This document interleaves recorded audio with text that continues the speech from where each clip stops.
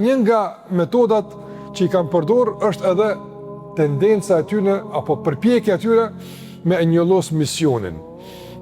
Qysh me e njollos misionin?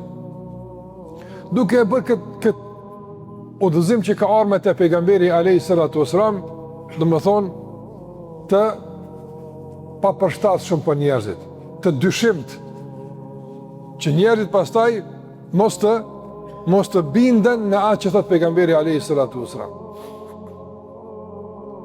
Për shembull, nga dilema që i kam përdor kanë thënë është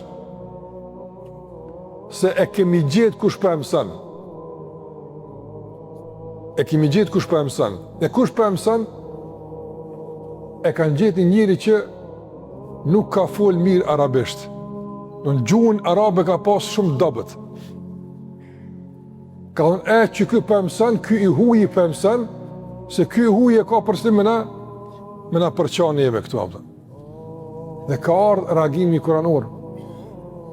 Edhe ju ka përgjigj Allahu te barekote duke thënë se ai që po i thoni se ka mësues është i huaj. Flet gjuhë të huaj, nuk e ka gjuhë të vetë në gjuhën arabe. Nëse ajo që këtij po i zbret është gjuhë e pasur arabe që ju arabët nuk keni mundësi mi dal përpara. E që shka mundësi pra, ju jeni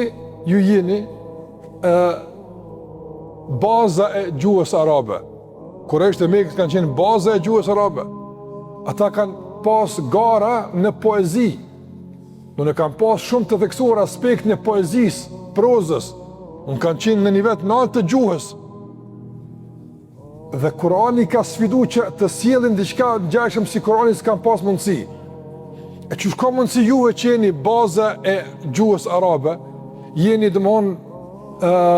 që zotnoni poezine, që zotnoni elegancë të naltë të shprehjes në gjuhën arabe, me armi unë poshtë një huaj, a është të legjikshme? Në gjuhën e juaj. Së është të legjikshme?